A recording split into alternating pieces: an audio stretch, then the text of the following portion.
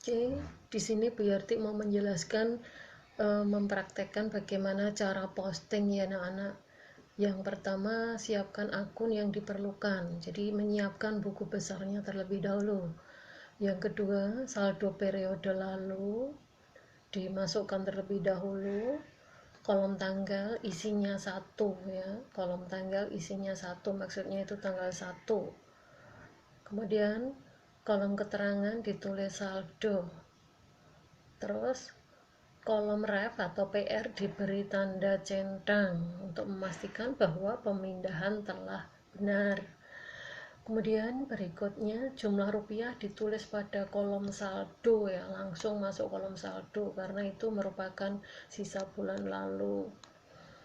Yang ketiga, mencatat tanggal dan jumlah dalam jurnal ke akun masing-masing sesuai posisi jurnal. Jadi kalau dari jurnal debit masuk buku besar juga debit, kalau dari jurnal kredit masuk buku besar juga kredit.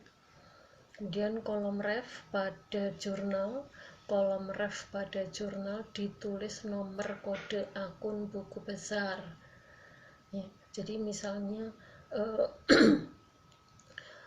kas itu nomor kodenya 1.1, maka nanti di kolom refnya jurnal kita isi dengan 1.1 gitu.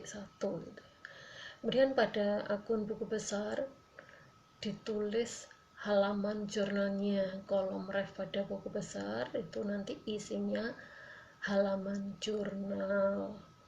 Terus kolom keterangan dapat diabaikan, maksudnya tidak usah diisi, tidak apa-apa selain saldo ya. Oke, untuk lebih jelasnya kita coba contoh berikut ya. Jadi ini posting hasil jurnal dari percobaan 3 apabila diketahui saldo buku besarnya sebagai berikut. Jadi ada jurnal, terus ke ini ada saldo ya, saldo kas, piutang, perlengkapan, peralatan, utang usaha, utang bank, modal. Ini ada saldonya. Maka sebelum jurnal diposting, akun-akun yang punya saldo ini kita isi terlebih dahulu dengan saldo-saldonya ya.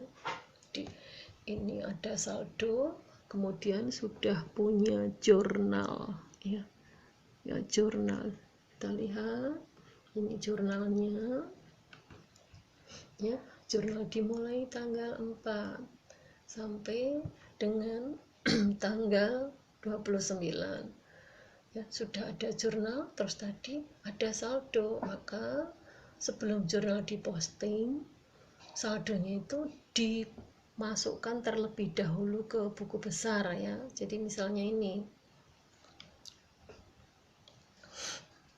kas Juni 1 saldo ref centang, langsung masuk kolom saldo debit karena kas itu debit saldonya ya.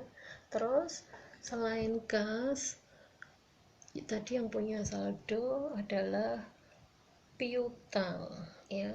Kita masukkan dulu Juni 1 saldo ref saldo debit, langsung masuk kolom saldo ya karena itu merupakan saldo.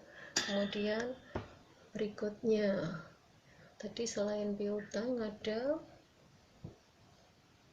peralatan, perlengkapan punya saldo ya, sama tanggalnya 1 terlebih dahulu dimasukkan saldo, ref isinya centang, langsung masuk kolom saldo debit ya karena harta ya. Kemudian berikutnya utang ya, utang ini dimasukkan terlebih dahulu saldonya, saldo ref kredit. Nah kalau utang saldonya kredit ya, masuk kolom kredit.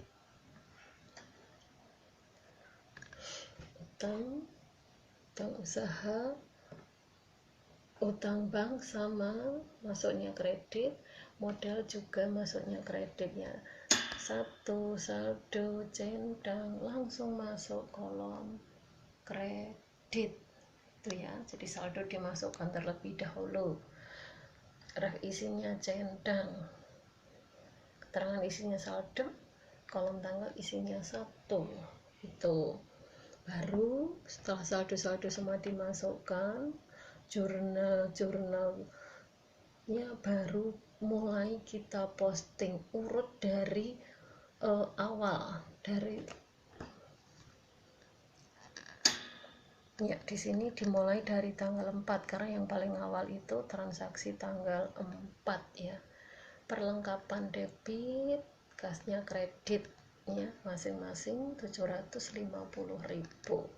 Jadi ini diposting ke buku besar perlengkapan dan kas ya. Kas dan perlengkapan kita dahulukan debitnya ya. Perlengkapan tanggal 4, perlengkapan tanggal 4, ref isinya 12, dari jurnal tadi debit, maka masuk buku besar juga debit. Perlengkapannya menjadi 1.750.000 ya. Jadi tadinya perlengkapan 1 juta, beli lagi 750.000, jadi perlengkapannya menjadi 1.750.000 ya. Ref isinya 12.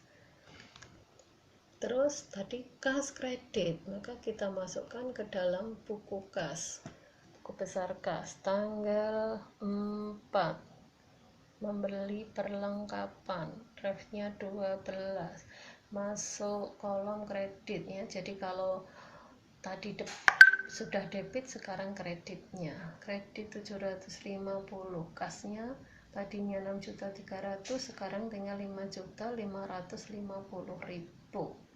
ya.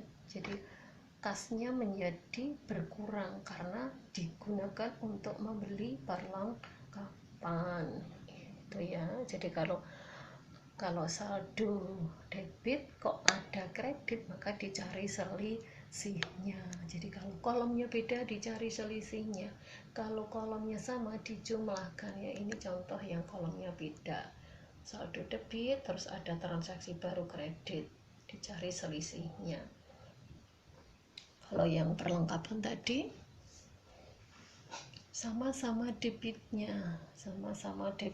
maka dijumlahkan ya.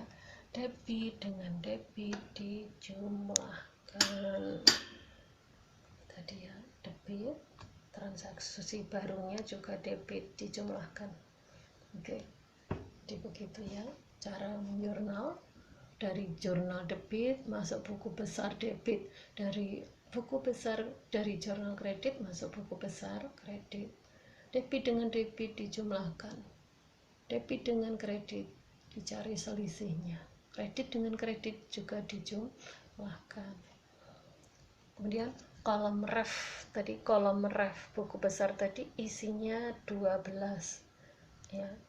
Kolom refnya 12 maksudnya itu berasal dari jurnal halaman 12. Terus di sini perlengkapan itu nomor kodenya 13. Kemudian kalau kas nomor kodenya 11 ya. Ini nomor 11 ini merupakan nomor kode dari kas ya.